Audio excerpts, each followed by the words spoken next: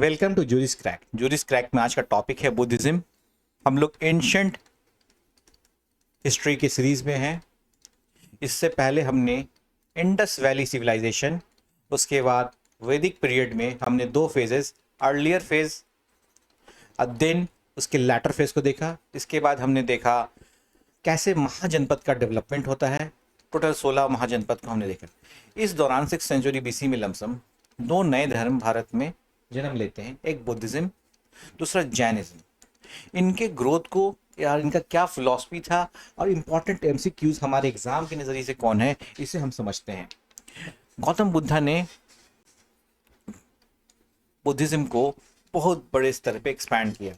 क्या फैक्टर थे एक्सपेंशन के, ये सबको समझते हैं। उससे पहले एक चीज़ ये समझिए बुद्धिज्म में कि बुद्धिज्म इतना ग्रो क्यों कर गया, बुद्धिज्म इतना ग्रो करने के पीछे वजह क्या था। तो सबसे पहले इंपॉर्टेंट है कि वर्ण सिस्टम का जो ग्रोथ हुआ, वर्ण सिस्टम का ग्रोथ सबसे ज़्यादा किस में हुआ? लैटर वैदिक पीरियड में, है ना। इसमें चार क्लासेस थे। इंपॉर्टेंट क्लास नहीं, सबसे पहले ब्राह्मण, दूसरा क्षत्रिय, थर्ड में आपको वैश्य, फोर्थ में आपको शूद्रास।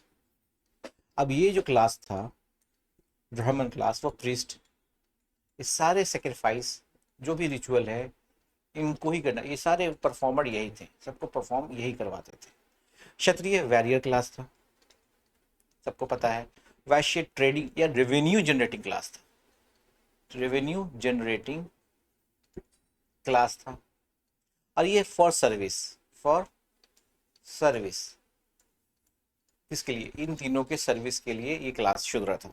अब देखिए हुआ क्या कि रेवेन्यू जो वैरियर क्लास है वो जस्ट डोमिनेंट क्लास ब्राह्मण थी, उसके जस्ट नहीं थे क्षत्रिय। तो जो भी रिवोल्ट करना होता ना, ये शूद्रा नहीं कर सकते थे या वैश्य नहीं कर सकते थे, ये बस कर सकते थे क्षत्रिय।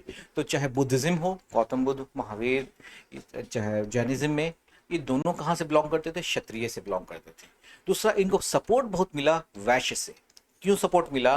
कि उस समय सेक्रीफाइस बहुत होता था, और सेक्रीफाइस में मेनली कैटल सेक्रीफाइस की जाती थी। और ये कैटल किसका होता था? ये कैटल होता था ये रेवेन्यू जनरेटिंग क्लास का, क्योंकि यही तो एग्रीकल्चरिस्ट होते थे, यही मर्चेंट होते थे, यही कैटल रियरिंग करे थे लार्ज स्तर पे।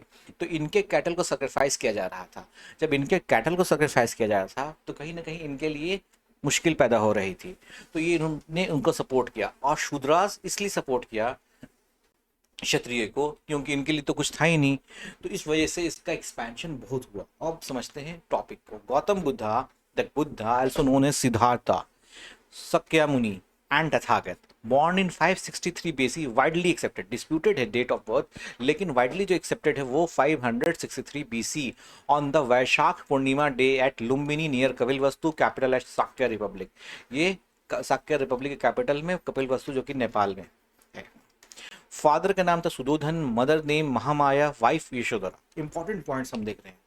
ये बहुत टेबल इंपॉर्टेंट है फॉर एग्जामिनेशन। किसी भी एग्जामिनेशन में जहाँ भी एंशंट हिस्ट्री सिलेबस में होगी, उसमें बुद्धिज्म सिलेबस में, तो इससे एमसीक्यूज आने के चांसेस बहुत है। सबसे पहले बर्थ कहाँ होता है? लुम्बिनी कपिलवस्तु। और इस डे को हम लोग सेलिब्रेट करते हैं एज ए बुद्ध पूर्णिमा। याद रखिएगा, बुद्ध पूर्णिमा सेलिब्रेट किया जाता है। और इसका सिंबल क्या है? Lotus and bull. Lotus and bull is a symbol for the Buddha Purnima, is a symbol of the birth of the Gautam Buddha, which is celebrated as Buddha Purnima। कि simple है। At the age of 29 वो क्या की? घर अपना छोड़े लुम्बिनी में।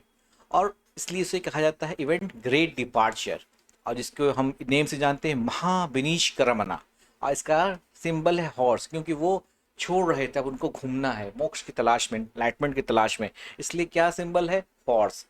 अब वो 6 साल के बाद गया पहुंचते हैं, नेपाल से, बिहार के कैपिटल पटना से 100 किलोमीटर दूर गया में।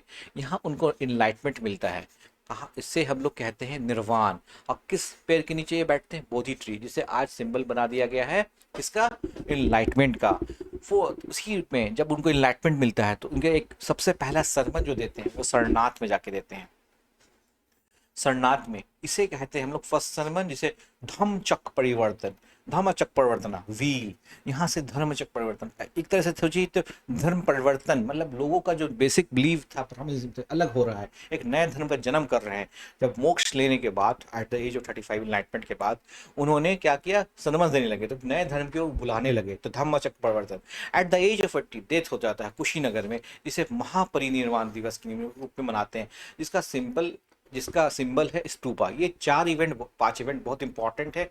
एट द बर्थ जो सिंबल है वो लोटस सिंबल, और एज अ बुद्ध पूर्णिमा जब डिपार्चर करते हैं तो as a horse is the symbol, और उसके कहते हैं महाविनिष्क्रमण। जब उन्हें एनलाइटमेंट मिलता है एट द गया एट द एज ऑफ 35, उसका सिंबल है बोधि ट्री, उसे कहते हैं निर्वाण।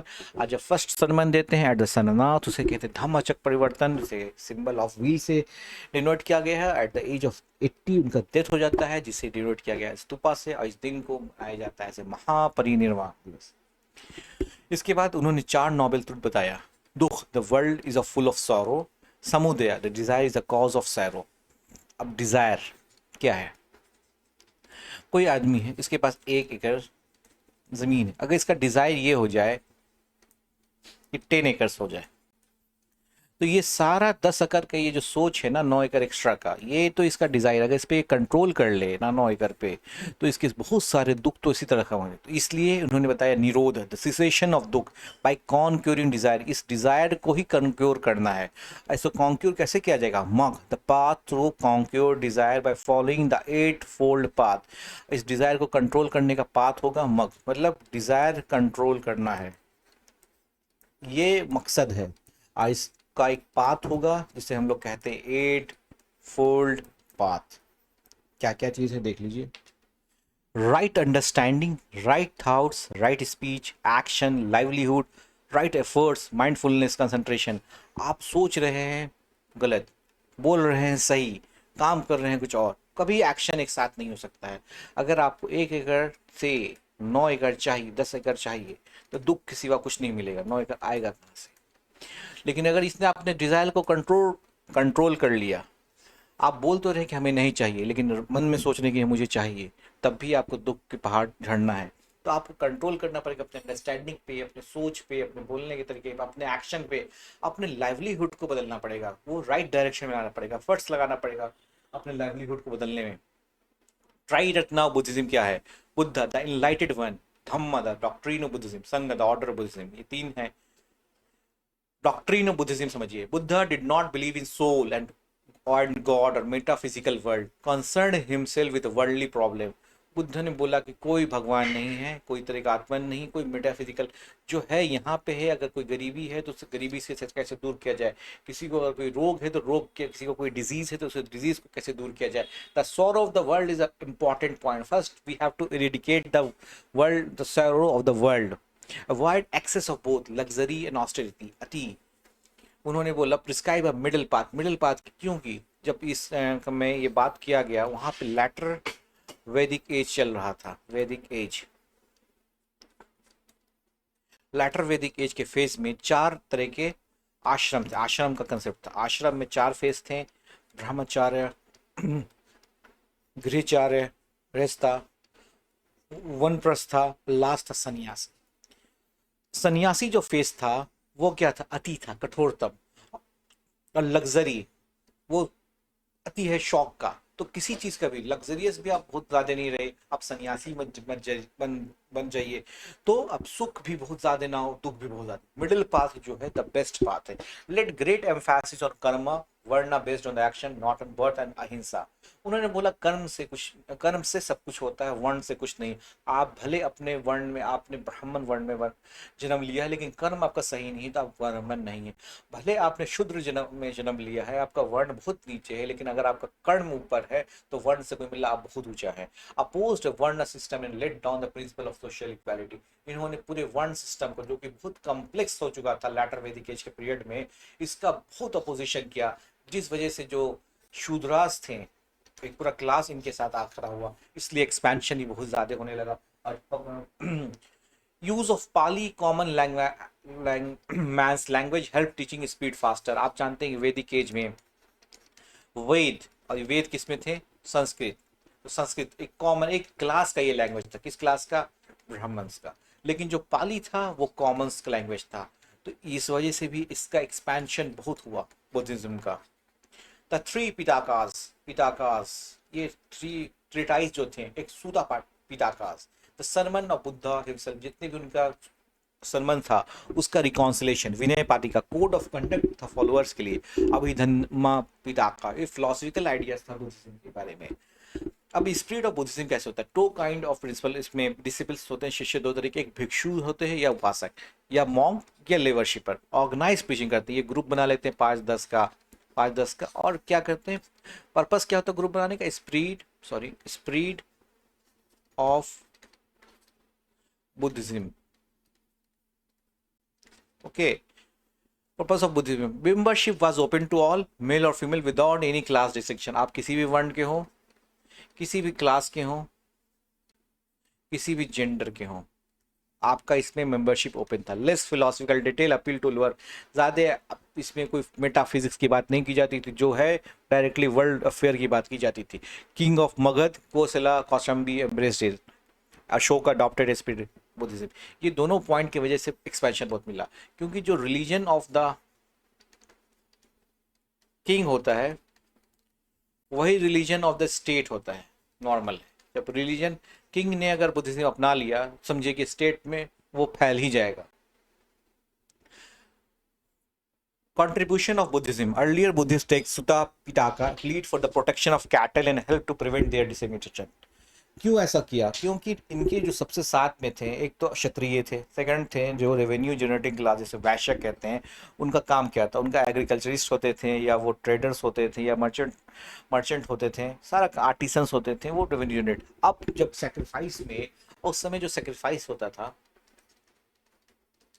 उसमें एक चीज का डिमांड होता था सबसे ज्यादा, वो था कैटल। वो चाहे सेक्रीफाइस किसी का हो, आप उपनयन सेरेमनी चाहिए, नेम करना, आपको नेम रखना अपना, चाहे आपको मैरिज करना है या किसी भी तरह का सेरेमनी करना है, तो you need the cattle, you need a sacrifice of cattle. इस वजह से क्या था, और उनका काम था एग्रीकल्चर। एग्रीकल्चर में कैटल का बहुत बड़ा रोल है। कैटल का रोल बहुत बड़ा है किसमें? एग्रीकल्चरल सोसाइटी में। अगर दो ही चीज का, एक कैटल का रोल बहुत बड़ा है, एक उनके लैंड का बहुत ज़्यादा। तो कैटल अगर कम हो जाएगी तो एग्रीकल्चर बैडली इफेक्टेड होता। जिस वजह से जब बुद्धिज्म में ये आया कि इसमें सेक्रीफाइस नहीं है, तो लोगों ने खुले दिल से इसको अडॉप्ट करना शुरू किया। Taught people to put reason in everything and pleaded for logic instead of superstition, hence promoted rationalism in people. तो इन्होंने साइंटिफिक टेम्परामेंट को प्रमोट किया। उसके बाद promoted education through residential universities like Vallabhi, Nalanda, Vikramashila. जब उन्होंने साइंटिफिक टेम्परामेंट को ही और लॉजिक को ग्रो किया, तो एजुकेशन तो अपने आप उससे चले आ जी। Formed hybrid Sanskrit by mixture of Pali and Sanskrit. Sanskrit होगा।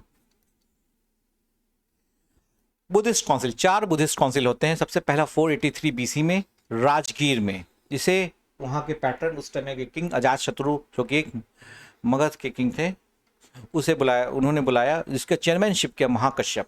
यहाँ पे 2 इंपॉर्टेंट, आनंद जो वन ऑफ द डिसिपल थे किसके? गौतम बुद्धा के, उन्होंने सुत्ता पिटाका बुधास टीचिंग, और उपाली ने कंपोज किया विनय पाटिका। इसके 100 साल बाद 383 बीसी, ये राजगीर भी पटना से lump sum 100 kilometre, Vaishali lump sum 30 kilometre, contemporary Patna. इसके पैटर्न थे काल अशोका, जिसके चेयरमैनशिप में सवा कामी ने किया। ये बेसिकली जो विनय पाटिका जो उपाली ने कंपोज किया था, उसके जो 10 डिस्प्यूटेड पॉइंट थे एंड उसे डिसॉल्व करने के लिए बुलाया। उसके आफ्टर अराउंड 120 ईयर्स 250 बीसी में पाटलिपुत्र, ये भी अराउंड पटना, इसको पैटर्न अशोक जो राजा अशोक द ग्रेट थे, उन्होंने बुलाया, और इसकी चेयरमैनशिप थे मोगलीपुत्र टिस्सा। यहाँ कंपिलेशन हुआ अभिधम्मा पिटाका का, जो took place philosophical composition of Buddhism. 4th part था 72 एडी में, प्लेस काश्मीर, जिसे बुलाया था कनिष्का ने, इसको चेयरमैनशिप वधु मित्रा ने किया। Resulted in division of Buddhism and into Hinayana and Mahayana. Ashwagosha participated in this council and all the deliberation were made in Sanskrit. सबसे इंपॉर्टेंट है यहाँ पे 72 एडी में सारा जो डिलीबरेशन मेड हुआ वो संस्कृत में मेड हुआ, और यहाँ पे डिवीजन हुए 2 बुद्धिज्म में, एक उसे हीनयाना और महायाना सेक्ट में बढ़ गया। आपको क्या? Buddhist. Contribution of Buddhism, in the doctrine of ahimsa, so strongly stressed, devoted, preached, sincerely practiced by the Buddhists, was incorporated in Hinduism latter days. Hinduism में कुछ सुधार आने लगा, वहाँ उनका जो अहिंसा का पूरा जो थ्योरी था वो एक्सेप्ट किया गया जाने लगा हिंदुइज्म में. The practice of worshipping personal god, making their image and erecting temple in their honour become a part of later day Hinduism. बहुत सारा चीज उसमें रिफॉर्म भी आने लगा. Buddhism prove to be one of the greatest civilising force which India gave to the neighbouring countries. India के बगल बगल में आप देख लो, बहुत सारे कंट्री आज भी बुद्धिस्ट कंट्री हैं. आप वहाँ आप चले जाओ, बोध गया, गया जो पटना में, बिहार में बगल में, पटना से 100 किलोमीटर दूर गया में, आज भी वहाँ पे हर एक स्टेट, हर एक नेशन के टेम्पल्स हैं बुद्धिस्ट के वहाँ पे, और उनके पिलग्रिम्स आते रहते हैं. Buddhism broke the isolation of India and help in establishment of inmates contact between India and foreign countries. Type of Buddhism, दो तीन टाइप के बुद्धिज्म था. एक हिनियाना जो Orthodox, it's follower believe the original teaching of Buddha, जो उनका बुद्धा का जो टीचिंग था उसको फॉलो किया. They sought individual salvation through self discipline and meditation. उसके they did not believe in idol worship. Hinayana like Jainism is a religion without God, karma taking place of God. Is like कोई वहाँ पे गॉड नहीं, आपका जो कर्म है वही भगवान है. यही कंसेप्ट था हिनायाना में. Nirvana is the regard as the extinction of all. The oldest school of Hinayana Buddhism is Virada, Theravada in Pali, or the doctrine of elders. Its Sanskrit counterpart, which is more philosophical, is known as Sarvastivada, or the doctrine which maintain the existence of all things, physical as well as mental. Gradually, from the Sarasvita Vaibhasika branched off another school called Sautantrika, which was more critical in outlook. Examination point view से, MCQ point of view से आपको उतना important नहीं है, इसलिए हम लोग जल्दी चल रहे हैं. Mahayana follower believe in heaven holiness of Buddha, sought the salvation through the grace of help of Buddha and Bodhisattvas. इसमें कंसेप्ट बदल गया, यहाँ बोधिसत्व उनके हेल्प से करने लगे. बिलीवर यहाँ पे क्या होने लगा, आइडल वर्शिप होने लगा. आप बिलीव दैट निर्वाण is not a negative concept, आपको सब कुछ छोड़ने की जरूरत नहीं, आप पॉजिटिव वे में भी इसे कर सकते हैं. Is a state of bliss. Mahayana has two chief philosophical school, the Madhyamika and Yogachara. The former took a line midway between the uncompromising realism of Hinayanism, यहाँ पे तो एकदम ऑर्थोडॉक्स था ना, and idealism Yogachara. The Yogacara school was founded by Maitreyanta, completely rejected the realism of Hinianism and maintained absolute idealism. Vajrayana, it's a follower believed that the salvation could be best attained by acquiring the magical power which they called Vajra. एक तरह से देखा जाए जिस theory से शुरू हुआ उसके सबसे अगेंस्ट में चला गया Vajrayana. The chief divinities of the insect were the Taras. It become popular in eastern India, particularly Bengal और बिहार में. वज्रयाना में मैजिक आने लगा, इस वजह से आप समझ लीजिए एक वन ऑफ द फैक्टर था इसके डिक्लाइन होने में. Sacred shrine of Buddha, Lumbini, बोध गया, सरनाथ इन कुशीनगर. लुम्बिनी में जन्म होता है, बोध गया में उन्हें इनलाइटमेंट मिलता है. सरनाथ में पहला सन्मान और कुशीनगर में डेथ होता है, जिसे हम महापरिनिर्वाण कहते हैं. वे are the four principal event, there are four principal events of the Buddha's life, namely birth, enlightenment, first sermon and Mahaparinirvana took place. To these eight four places are Shravasti, Rajgir, Vaishali and Sankasya. These 8 place are all consider as the 8 holy place अस्थानम. ये Buddhism में बहुत important 8 places हैं जिन्हें आप याद कर सकते हैं. इसके बाद other centre of Buddhism in ancient India, Amaravati in Nagarjunakonda in Andhra Pradesh, Nalanda in Bihar, Junagadh in Valabhi in Gujarat, Sanchi in Bharhut in MP, Ajanta Ellora in Maharashtra, Dhauligiri in Orissa, Kannauj, Kaushambi, Mathura in UP, Jagaddala in Somapura in West Bengal. Sacred shrine of Buddhism, इनका जो डेवलप एसेंशियली इन 3 फॉर्म, या तो स्तूपा होता था जिसमें रेलिक्स रखे जाते थे बुद्धा, और सम प्रोमिनेंट बुद्धिस्ट मॉन्क जैसे आनंद, उसके बाद उपाली, ये सब तो टॉप के मॉन्क थे. चैत्य, प्रेयर हॉल, विहार जो रेसिडेंस होता था उनका.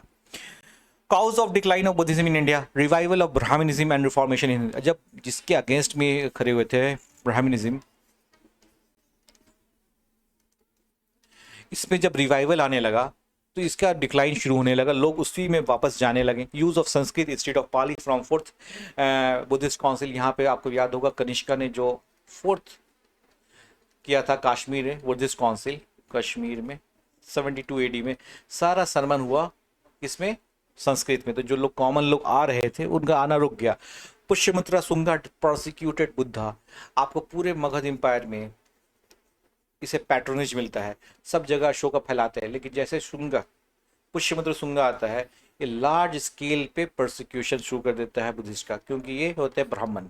इस वजह से अपना एक होता है कि इनको बुद्धिस्ट का परसिक्यूशन करना से, इस वजह से ये बहुत एक जो होता है पैट्रोनेज, रॉयल पैट्रोनेज होता है, वो नहीं मिल पाता। After the birth of Mahayana, practice of idol worship, huge offering and donation become common and led to the deterioration of moral standard.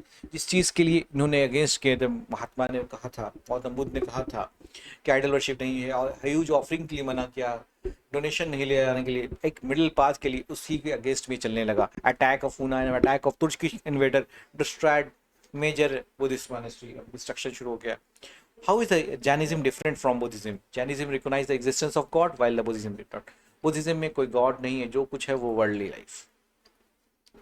Jainism does not condemn the Varna system while Buddhism does. Buddhism, Gautam Buddha ने कहा no one is Brahman by his birth, no one is Shudra by his birth.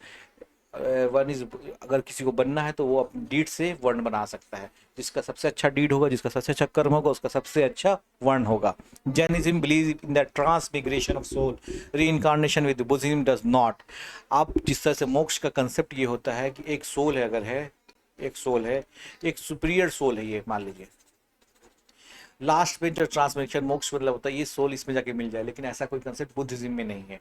Buddhism prescribe a middle path while Jainism advocate is follower to leave the life of कठोर, अति कठोर life है, ये इनको जीना पड़ता है। लेकिन जैनिज्म में ऐसा ही होता है, लेकिन जो बुद्धिज्म है वो हमेशा मिडिल पाथ की वकालत करता है। इस तरह से हमने बुद्धिज्म को अपने एग्जामिनेशन पॉइंट ऑफ व्यू से देख लिया। दो टेबल है बहुत इंपॉर्टेंट, जो भी क्वेश्चन आना है उन दो टेबल से मेनली आना है, तो आप उन टेबल्स को देख लीजिएगा, स्क्रीनशॉट ले लीजिएगा, आप अपने वेबसाइट पे से भी डाउनलोड कर सकते हैं। Thank you. क्या हुआ?